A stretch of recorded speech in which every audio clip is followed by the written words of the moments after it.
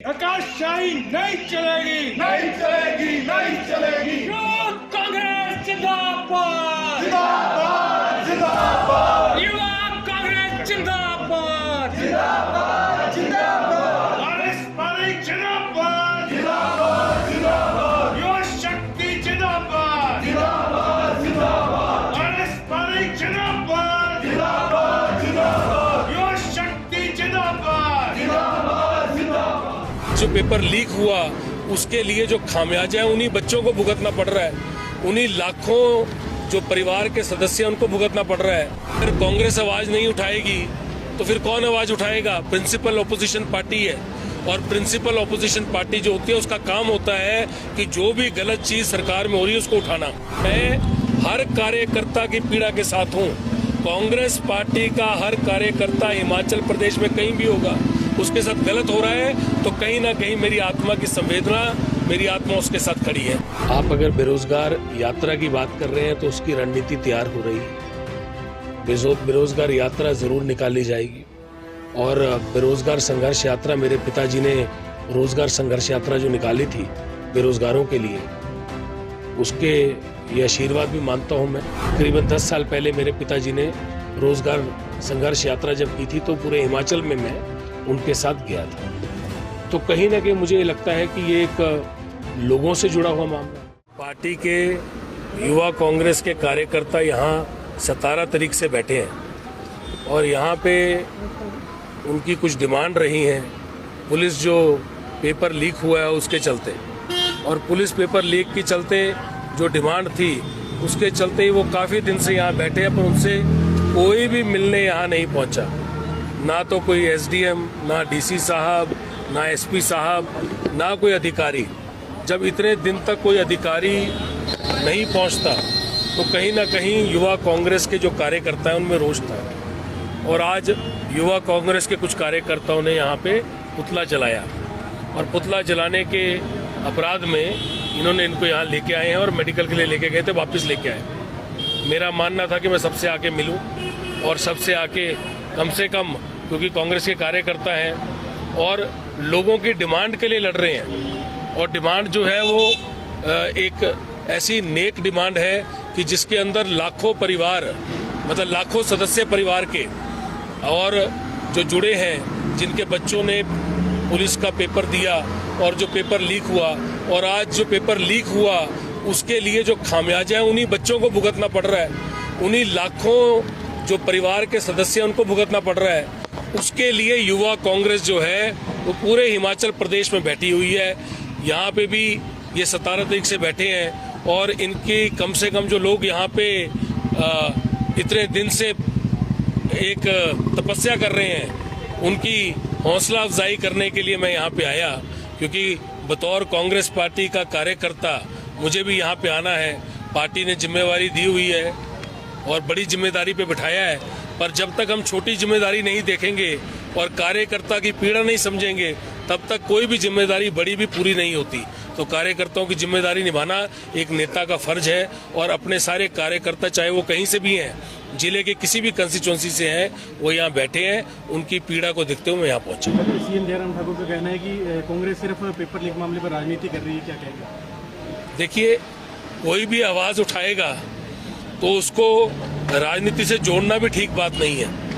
अगर कांग्रेस आवाज नहीं उठाएगी तो फिर कौन आवाज उठाएगा? प्रिंसिपल ऑपोजिशन पार्टी है, और प्रिंसिपल ऑपोजिशन पार्टी जो होती है उसका काम होता है कि जो भी गलत चीज सरकार में हो रही है उसको उठाना।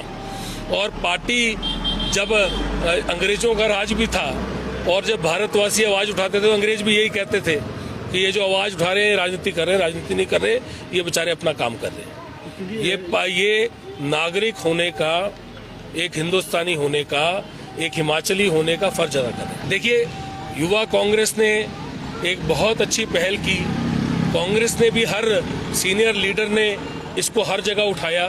युवा कांग्रेस ने इसको एक दर्जा, एक कदम आगे बढ़ाया, और वो लोग बैठ गए अपनी तपस्या में।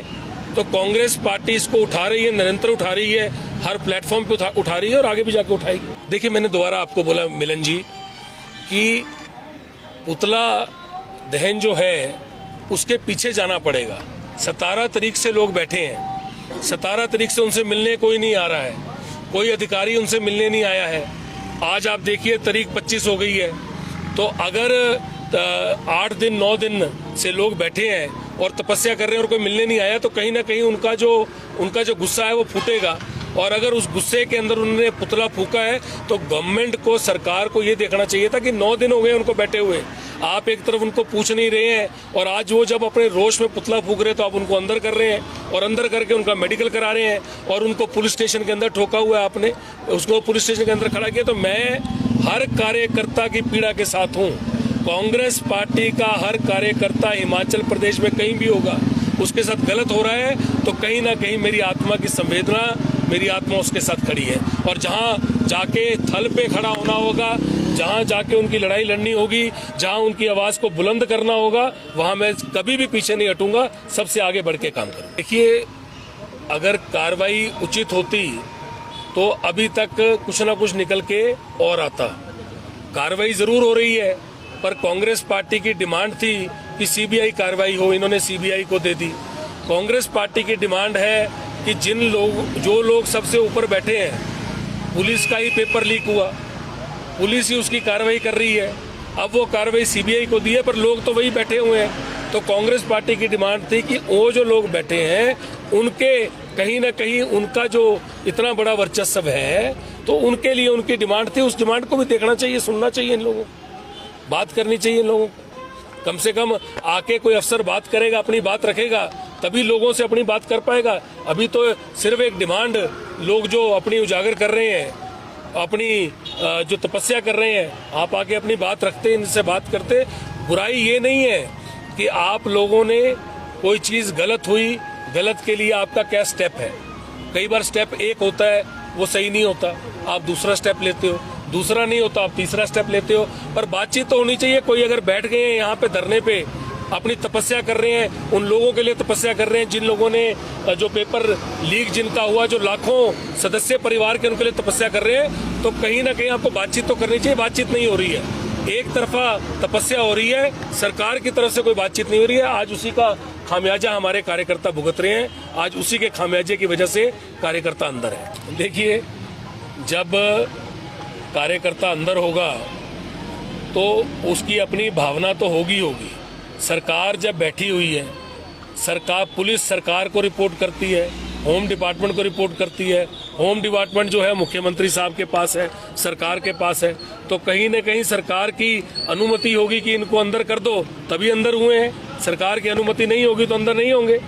तो वो जो पंकु जी बोल रहे हैं, पंकज जी अपने आप जिला परिषद के मेंबर हैं, जिला यूथ कांग्रेस के पूरे कांगड़ा जिले के सबसे बड़े हिमाचल के जिले के अध्यक्ष हैं। अगर वो अपनी बात बोल रहे हैं तो उनकी बात को गौर से लेना चाहिए कि कोई ना कोई दबाव तो होगा ही। जो आज 5 लोग अंदर है, कहीं ना कहीं दबाव की राजनीति तो है कि अफसर बात नहीं कर रहे हैं। अफसर, छोटी सी बात भी होती थी, जाके पूछने में क्या दिक्कत है कि आप लोग क्यों बैठे हैं, जाके पूछने में क्या दिक्कत है कि आप लोगों के जो साथ में लोग खड़े हैं उन्होंने पानी पिया कि नहीं पिया।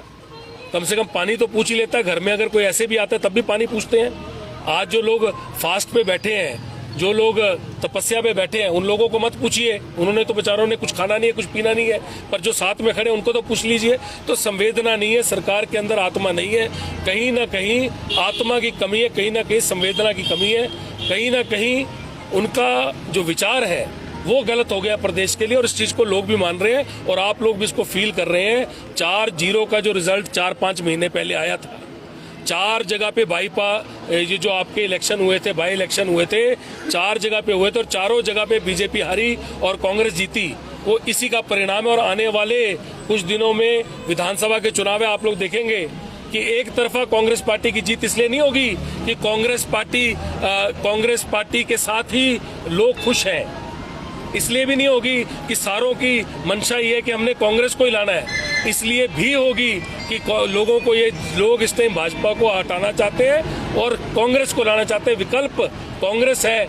आगे जाके जिसने सरकार में बार बार सरकार दी और बार बार डेवलपमेंट कराई है, लोगों के मुद्दों को लेके चले हैं, और लोगों की अगर आप डेवलपमेंट को देखोगे तो पूरे हिमाचल में हर कंस्टिट्यूंसी हर विधानसभा के अंदर कांग्रेस पार्टी ने इतनी डेवलपमेंट कराई है, इतने लोगों के हित के काम किए कि सरकार उस वजह से आएगी। हिमाचल का एक पास्ट रहा है कि एक बार भाजपा एक बार कांग्रेस, पर अगर आप देखेंगे एक बार भाजपा एक बार कांग्रेस तो रहा ही है, पर इस बार लोगों की जो मंशा जो बाई इलेक्शन होता था उसमें जो सरकार होती थी उसी के ही जो कैंडिडेट होते थे वो जीतते थे।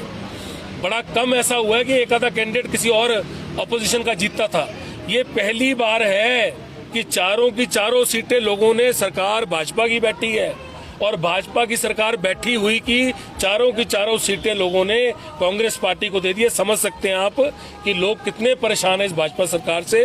दिनों की बात है, 3-4 महीने रह गए, लोगों ने इनको बाहर निकालना है और कांग्रेस पार्टी को सत्तासीन करना है। और कांग्रेस पार्टी के जो लोग हैं वो आगे जाके लोगों की डिमांड, उनके विकास, उनके काम पर काम करेंगे, क्योंकि कांग्रेस पार्टी को पता है, वो जानती है, पहचानती है और अच्छी तरह लोगों की पीड़ा समझती है। और कांग्रेस पार्टी जिन्हें जो मुद्दे दिए हैं ओपीएस के ऊपर, जो ओल्ड पेंशन स्कीम है उसके ऊपर जो कांग्रेस पार्टी ने कहा कि आते ही हम लागू करेंगे, जो कांग्रेस पार्टी ने कहा कि बेरोजगारों की लड़ाई हम लड़ेंगे, जो मेरे पिताजी का मिशन था जिसके लिए उन्होंने पूरे हिमाचल प्रदेश की यात्रा की, उनकी लड़ाई हम लड़ेंगे। जो कांग्रेस पार्टी का मिशन है कि हमने आज महंगाई देख लो कहां पहुंच गई, लोग त्रस्त हैं, सिलेंडर तो दे दिए पर सिलेंडर भराने के लिए पैसे नहीं है। तो जो लोगों की परेशानियां हैं उनको ये पार्टी नहीं समझ रही है। इन्होंने अच्छे दिन लाने की गप्पे मारी, इन्होंने 2-2 करोड़ नौकरियों की गप्पे मारी, इन्होंने 15-15 लाख रुपया लोगों के जेबों में मुफ्त में डालने की गप्पे मारी, इन्होंने हर चीज झूठ बोला और लोग आज इनके फरेब को पहचान गए हैं। ना नौकरी है, ना घर में रोटी है, ना ही उनके पास कोई साधन है कि हम उस रोटी को लेके आए, क्योंकि महंगाई इतनी ज्यादा है। लोगों ने इनको बाहर निकालना और कांग्रेस पार्टी को लाना। देखिए, सबसे कम जो एक अधिकारी कभी कर सकते हैं, कोई भी अधिकारी हो, मैं किसी एक अधिकारी की बात नहीं कर रहा, कोई भी अधिकारी हो, सबसे कम अगर कर सकते हैं वो ये है कि किसी आदमी को जो धरने पे बैठे हैं, कोई भी वो आदमी हो, किसी भी पार्टी का हो, किसी पार्टी का हो या किसी पार्टी का नहीं भी हो, एक आम आदमी भी अपनी अगर फरियाद लेके किसी भी अफसर के पास पहुंचता है तो सबसे कम अगर वो कर सकते हैं वो ये है कि उसकी बात सुने, उसकी बात सुन के अपनी बात उसको बताएं, या तो उसकी बात सुन के कोई एक्शन ले, या अगर ना ले तो बताएं कि उनका मत क्या है।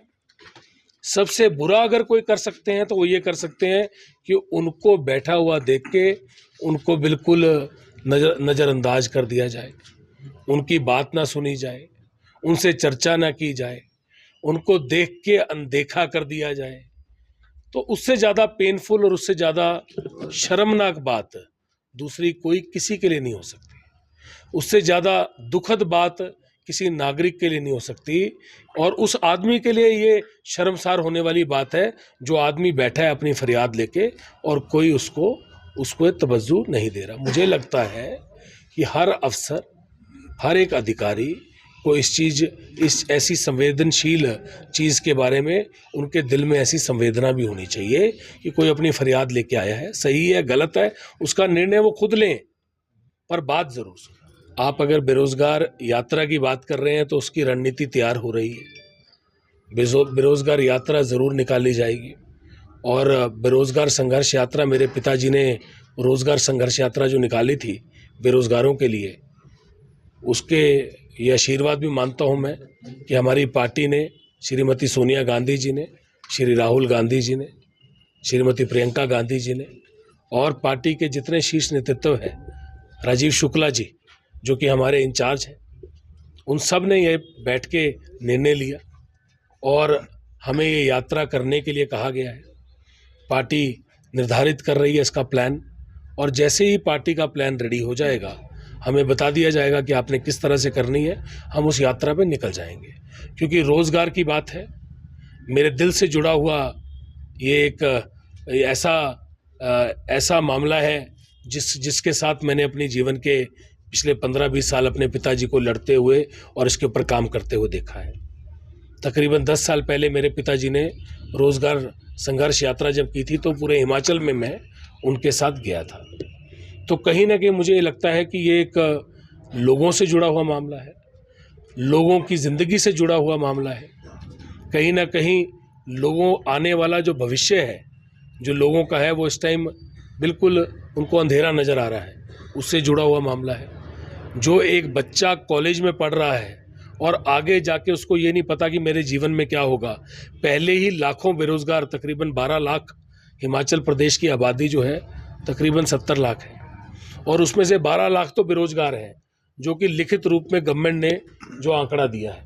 अगर 12 लाख बेरोजगार हिमाचल प्रदेश में घूम रहा है तो एक एक विधानसभा क्षेत्र में कितना बड़ा परसेंटेज होगा बेरोजगारों का, और ये लोगों की ज़िंदगी से जुड़ा हुआ मामला है, उनके आने वाले कल से जुड़ा हुआ है, उनके परिवार से जुड़ा हुआ है, उनकी रोजी रोटी से जुड़ा हुआ है। मुझे लगता है इसकी लड़ाई लड़ना मेरा दायित्व है, मेरा दायित्व है लोगों के लिए, मेरा दायित्व है हिमाचल प्रदेश के लिए, और मेरा दायित्व मेरे पिताजी की भावना के लिए, उनके संघर्ष के लिए, उनकी तपस्या के लिए, उनके खून पसीने के लिए, जो उन्होंने पूरे प्रदेश में जाके इस यात्रा को लेके गए।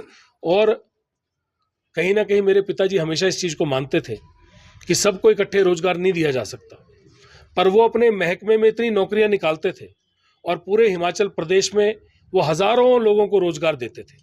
अपने विधानसभा क्षेत्र में भी उन्होंने हज़ारों लोगों को रोजगार दिया, और हिमाचल प्रदेश में तो कई हज़ार